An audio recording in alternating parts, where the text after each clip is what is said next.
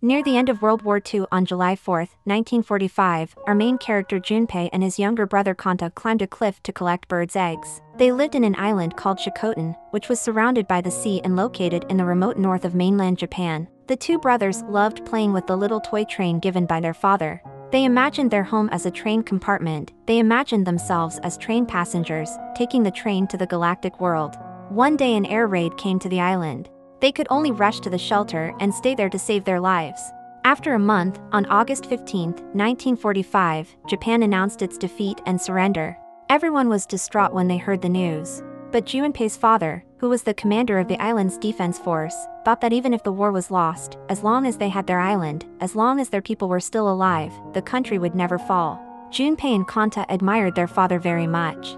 He was so brave and righteous and so affectionate to their mother. He used to ask both brothers to read him the book Night on the Galactic Railroad. It was their mother's favorite book when she was alive. Half a month later, the Soviet army occupied the island. Soldiers broke into the school and told everyone to stop classes. Their teacher named Sawako, however, refused to stop and let Junpei come forward to answer the question on the board.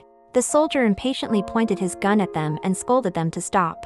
Just then, a tall comrade major walked in and humorously picked up the chalk and answered the questions on the board, easing the tension. Not every soldier came here with good intentions like Comrade Major.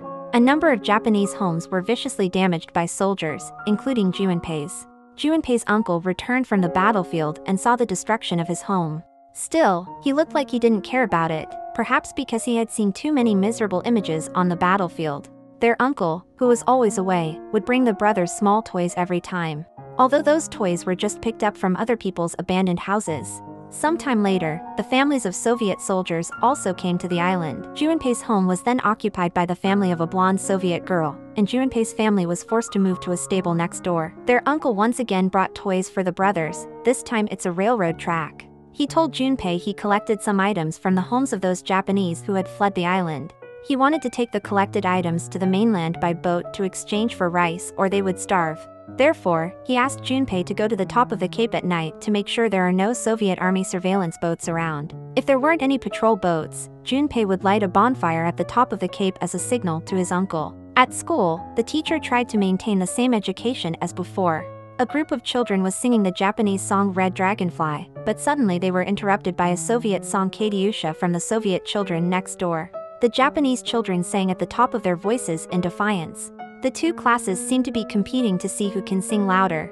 When Junpei came home from school, his uncle brought back the generator this time, and he fitted the train with it. With the generator, the train can move along the track. The light of the train shone through the cracks in the wall into the room of the blonde Soviet girl. The girl opened her door a little and held out her long piece of track.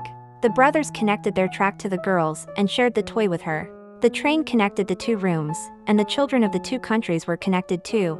Children are often the purest existence in the war, their happiness is the most simple, and rarely with desire. On May 28, 1945, the children of the two countries began to get used to each other. The Russian children learned to sing Red Dragonfly and the Japanese children were so familiar with Katyusha that they could sing the same song across the classroom and were able to get together to play after class. While playing, Junpei accidentally bumped into the blonde girl who lived next door to him, and there was some tension between the two sides. However, the girl gave a friendly hug to Junpei, and the atmosphere was immediately relieved. The girl's name is Tanya. When she asked about the name of the brothers, to let Tanya easily remember their names, Junpei called himself Giovanni and his brother called himself Campanella. Giovanni and Campanella are the names of the two characters in the book Night on the Galactic Railroad. Tanya invited the brothers into her house where the brothers used to live. The place had been renovated and changed a lot, and the Tanya family warmly welcomed the brothers. Junpei then found out that Tanya's father was the comrade major who took the chalk to answer the question before. One day, Junpei and Tanya went to the mountains to pick up raspberries. In the evening, they found Junpei's father by a cave, quietly transporting food that the Japanese army had previously hidden there, with the aim of secretly handing out rice to the Japanese islanders. Junpei's teacher Sawako helped with Junpei's father's work even though she knew this gonna spell big trouble for her. It turned out that Sawako had always loved Junpei's father. Hiding military food without reporting it is a major crime. Junpei kept pleading with Tanya to keep this secret and not to tell anyone. As darkness fell, Junpei, as usual, came to the top of the cape to check if there were any Soviet army surveillance boats around. Tanya told Junpei that everyone was celebrating today and that there wouldn't be any patrol boat. So Junpei lit a bonfire and gave a signal to his uncle. While waiting for his uncle, Junpei started to draw a portrait for Tanya. Looking at the gorgeous girl in front of him, Junpei knew he was in love with her. Junpei's uncle, sitting on the boat in the distance, waved at them. Unexpectedly, a Soviet surveillance ship discovered him and frantically shot at his small boat. It seemed that tonight Junpei gave the wrong signal. Seeing his uncle at sea, Junpei was incapable of helping him. Fortunately, his uncle was fine and showed up the next day, complaining about his wrong signal. Junpei said Tanya told her there wouldn't be any patrol last night. His uncle said she's the Soviet commander's daughter, so don't trust her. Junpei's uncle learned Junpei's father had distributed the reserve grain of the Japanese army to the villagers. His uncle didn't seem happy with this arrangement. He said he'd rather bring the grain to the mainland to exchange for money. But the father said the villagers needed the grain to keep from starving.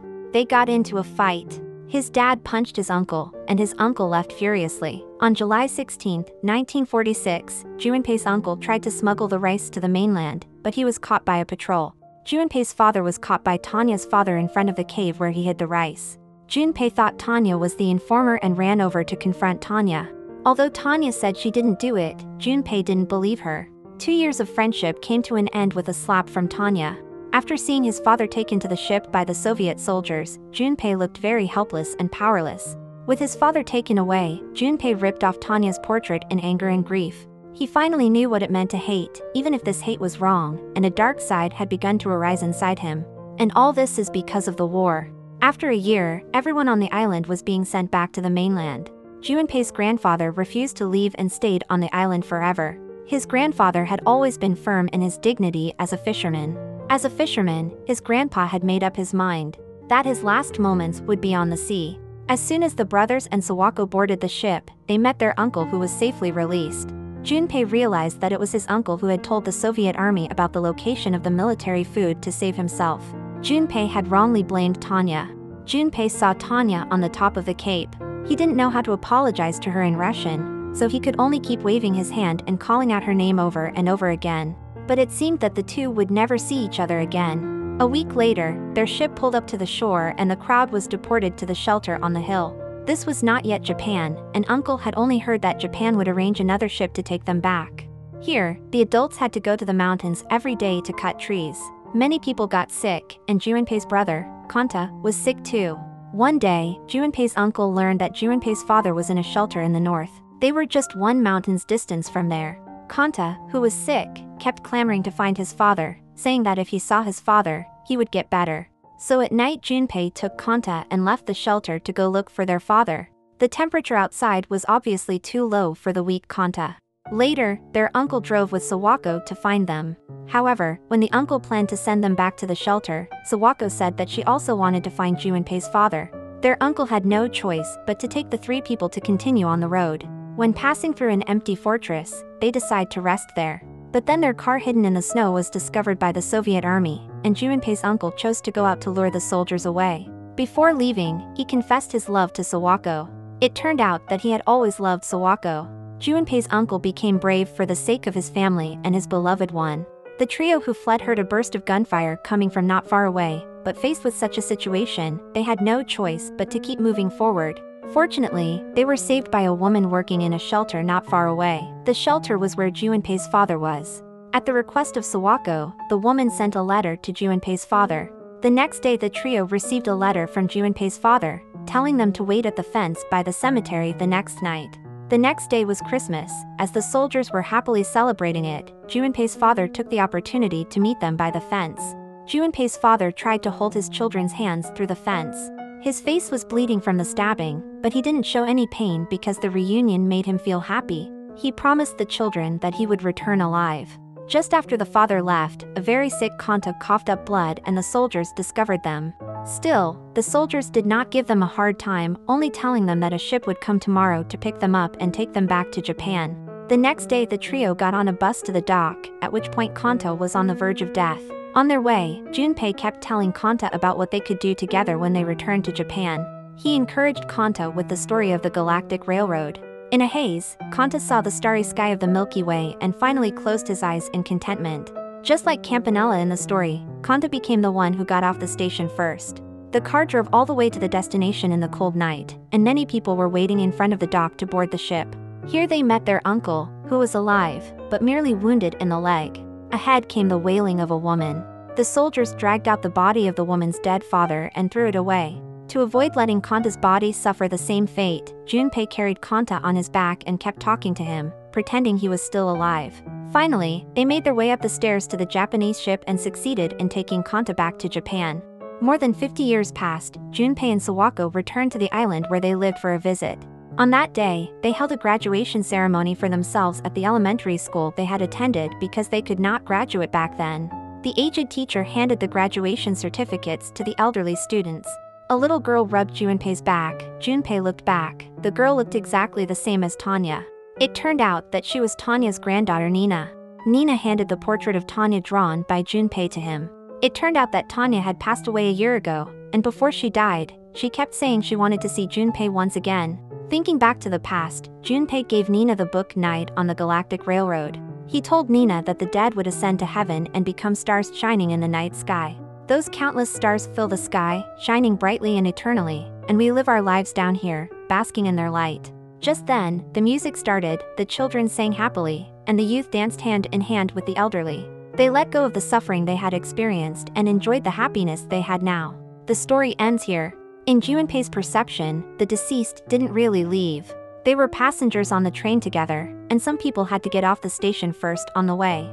Although they didn't make it to the end together, they were glad they had the fate to be able to take the same train and leave each other those good memories. This film is a depiction of war from a child's point of view, because children have the simplest fairy tales in their hearts.